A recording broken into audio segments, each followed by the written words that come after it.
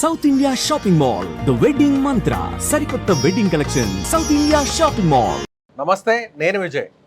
హైదరాబాద్లో ఏసీలో ఉన్నటువంటి కంప్రెషర్ పేలిపోవడంతో ఒకే కుటుంబానికి సంబంధించిన 17 మంది చనిపోయారు.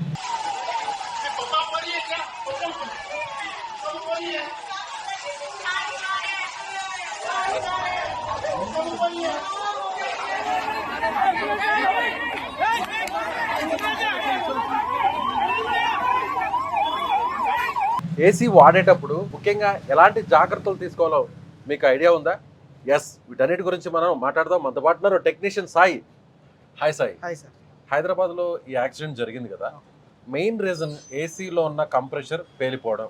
అంటే ఏసీలో విండో ఏసీ ఉంటుంది, స్ప్లిట్ ఏసీ ఉంటుంది. ఇప్పుడు మనం నిల్చున్నటువంటిది స్ప్లిట్ ఏసీ సంబంధించిన కంప్రెషరా? అసలు ప్రమాదాలు ఎలా జరుగుతాయి, ప్రమాదాలు జరగకుండా ఏం జాగ్రత్తలు తీసుకోవాలి? ఫస్ట్ పాయింట్, ఏసీ అనేది వెంటిలేషన్ సరిగ్గా లేకపోవడం వల్ల బ్లాస్ట్ అవుతుంది. మినిమం 3 feet అనేది ఉండాలి. 3 feet అంటే ఏంటి? అదర్ వెంటిలేషన్కి సంబంధించిన గోడ కానీ బిల్డింగ్ కానీ ఏది ఉండకూడదు. కంప్రెషర్ ఫ్రీ ఏరియాగానే ఉండాలి. ఇంకొక పాయింట్ ఏంటంటే, మనకి గ్యాస్ లీక్ అయిపోతుందని వేరే టెక్నీషియన్ తీసుకొచ్చి గ్యాస్ ఎక్కిస్తారు. ఎక్కడ ఎక్కిస్తారు గ్యాస్? సార్ చూపిస్తారా? ఇది పిన్ వాల్ అనమాట. ఇది పిన్ వాల్, దేని నుంచి గ్యాస్ అనేది ఎక్కిస్తారు. 1 or 2 times లీక్ అయిపోతే గ్యాస్ అనేది ఎక్కిస్తూ ఉంటారు. చాలా మంది వచ్చి లీక్ టెస్ట్ చేయరు, గ్యాస్ ఎక్కిచ్చేస్తారు, వెళ్ళిపోతారు. అలా వేరే టెక్నీషియన్ ఎవరన్నా వచ్చి నైట్రోజన్ అనేది పెడతారు టెస్టింగ్ కోసం. నైట్రోజన్ పెట్టేటప్పుడు రేటు కుదరక లేకపోతే సంథింగ్ ఏదో విషయం వచ్చి వాళ్ళు వెళ్ళిపోతారు. అది వేరే టెక్నీషియన్ వచ్చినప్పుడు చెప్పకపోతే మనకి నైట్రోజన్ ఉంటుంది కాబట్టి అందులో ఏసీ ఎప్పుడైతే ఆన్ చేస్తారో అప్పుడు అనేది బ్లాస్ట్ అయిపోతుంది. అంటే ఆల్రెడీ ఒక్కసారి నైట్రోజన్ లోపల పంపించిన తర్వాత ఒకవేళ ఏదైనా కస్టమర్కు లేకపోతే ఆ టెక్నీషియన్కి రేట్ కుదరకపోవడం ఏదో ఒక ఇష్యూ వల్ల అతను చెక్ చేయకుండా వెళ్ళిపోతే వేరే టెక్నీషియన్ వచ్చి ఆ నైట్రోజన్ ని చెక్ చేయకుండా ఆన్ చేస్తే బ్లాస్ట్ అవుతుంది. మెయిన్ పాయింట్ అది. నైట్రోజన్ పెట్టే ముందే సాకెట్ లోంచి ప్లగ్ అడాప్టర్ తీసి, అంటే నైట్రోజన్ అంటే ఇప్పుడు ఇది ఏసీకి సంబంధించిన దీంట్లో గ్యాస్ లీక్ అవుతుందా లేదని చెక్ చేయడం కోసం నైట్రోజన్ టెస్ట్ చేస్తారు. నైట్రోజన్ గ్యాస్ లోపలికి పంపించి ఎక్కడెక్కడ లీక్ అవుతుందో అనేది చెక్ చేస్తారు. ఓకే. అది చెక్ చేసేటప్పుడు ఏమవుతుందంటే, మనకి హై ప్రెజర్ పెట్టినా సరే కంప్రెసర్ అనేది బ్రేజింగ్ స్కాడ్ అనేది బ్లాస్ట్ అవుతుంది. ఇప్పుడు 500 కంటే ఎక్కువ పెట్టేస్తారు ప్రెజర్, చాలా మంది టెక్నీషియన్స్ తెలియక. అలా అయినా సరే బ్లాస్ట్ అయిపోతుంది. ఇంకో పాయింట్ ఏంటంటే, ఇది R32 గ్యాస్. చాలా మంది టెక్నీషియన్స్, అనుభవం లేని టెక్నీషియన్లో ఇప్పుడు నేర్చుకుని వచ్చేసిన టెక్నీషియన్లు ఎవరైనా సరే దేని మీద ఉన్న గ్యాస్ చెక్ చేయకుండా వేరే గ్యాస్ ఏదైనా ఎక్కిచ్చేసినా కానీ. సో ఇవన్నీ కూడా టెక్నీషియన్స్కి అవగాహన ఉంటుందా జనరల్గా? అంటే సీనియర్ టెక్నీషియన్స్కి అందరికీ అవగాహన ఉంటుంది. 1 year, ½ year నేర్చుకుని వచ్చేసి టెక్నీషియన్స్ ఎక్కేసిన వాళ్ళకి ఎవరికి కూడా అవగాహన ఉండదు. ఇప్పుడు జనరల్గా ఒక యాక్సిడెంట్ జరిగితే, అంటే ఏసీ లాంటిది పేలిపోవడం జరిగితే అది ఎక్కడ జరుగుతుంది? ఇండోర్కి సంబంధించిన దాంట్లో ఆ ఎక్విప్మెంట్లో జరుగుతుందా, లేదంటే అవుట్డోర్కి సంబంధించిన దీంట్లో జరుగుతుందా? అవుట్డోర్లోని జరుగుతుంది అండ్ ఇండోర్లోని జరుగుతుంది. రెండిట్లోని జరుగుతుంది. ఇండోర్లోకి వచ్చేపాటికి ఏమవుతుందంటే, పవర్ ఫ్లక్చువేషన్స్ రావడం వల్ల మనకి అది బాడీ మొత్తం ప్లాస్టిక్ ఉండడం వల్ల బ్లాస్ట్ అనేది జరుగుతుంది. అవుట్డోర్ దగ్గర వచ్చేపాటికి మన కంప్రెసర్ అనేది బ్లాస్ట్ అవుతుంది. అది ఎంతైతే గ్యాస్ ఉండాలి అంతే ఉండాలి.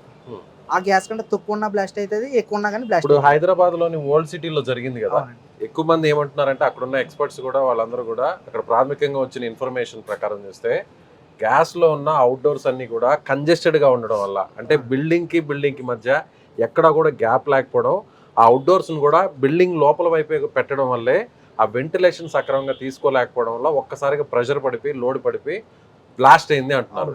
నిజంగా అలా జరుగుతాయా? జరుగుతుందండి, 100% జరుగుతుంది. ఎయిర్ సర్క్యులేషన్ అనేది తీసుకుంటుందండి.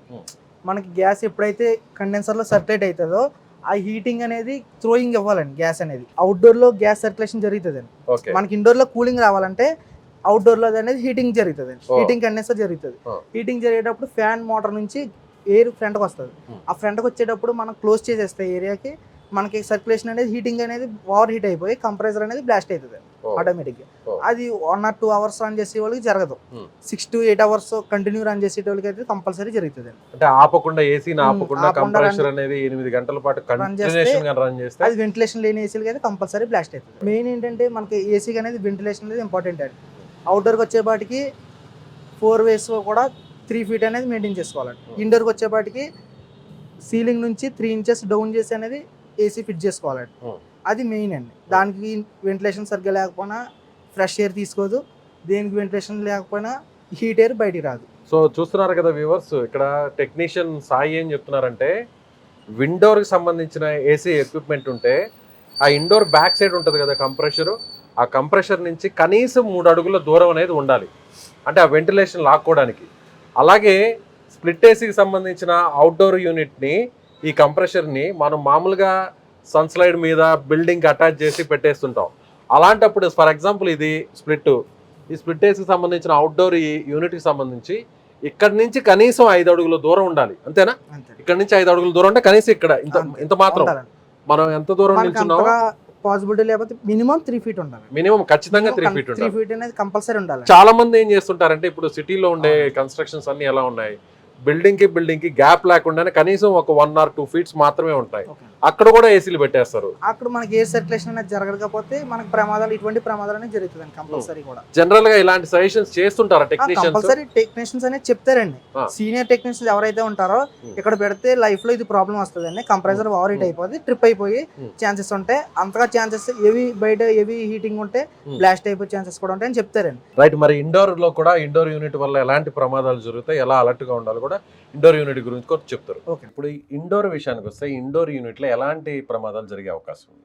మనకి ఎయిర్ సర్క్యులేషన్ అనేది ఇంపార్టెంట్ అండి. ఇండోర్ లో ఫ్రెష్ ఎయిర్ అనేది రావాలి.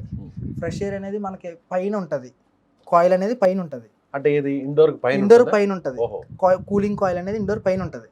అది దానికి కూలింగ్ మనకి ఫ్రెష్ ఎయిర్ అనేది పైనుంచి రావాలి కాబట్టి కింద నుంచి ఫ్రెష్ ఎయిర్ వస్తుంది, పైనుంచి పైకి ఫ్రెష్ ఎయిర్ వెళ్తుంది.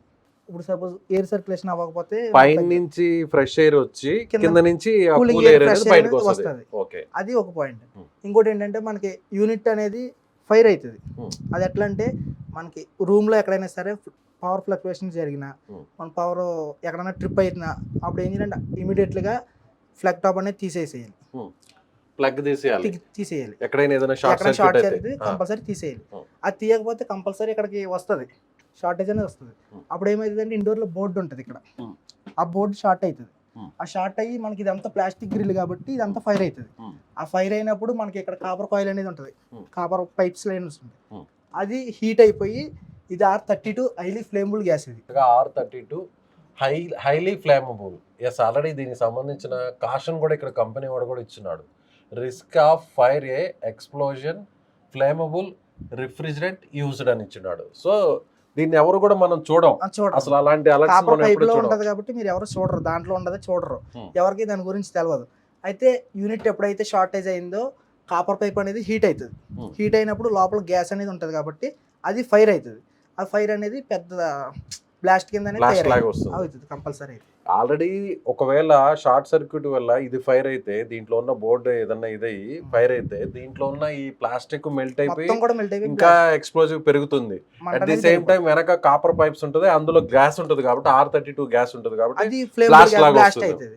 అదే మీకు ఇంకా 2 types ఆఫ్ గ్యాసెస్ ఉంటాయి. 410 గ్యాస్ ఉంటుంది, 22 గ్యాస్ ఉంటుంది. 22 గ్యాస్ అనేది 9 years ఓల్డ్ నుంచి ఉండేది, దాన్ని ఇప్పుడు రావట్లా మార్కెట్ లో గ్యాస్. 410 గ్యాస్ కూడా 4 years నుంచి రావట్లా.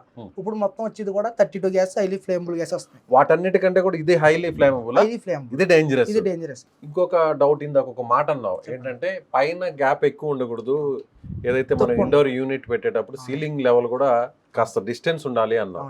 ఎంత ఉండాలి? మినిమం 3 inches అనేది డౌన్ ఉండాలి.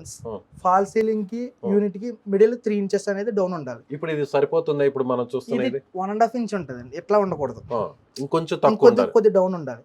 అప్పుడు ఏమైతుందంటే ఫ్రెష్ ఎయిర్ అనేది తీసుకుంటది.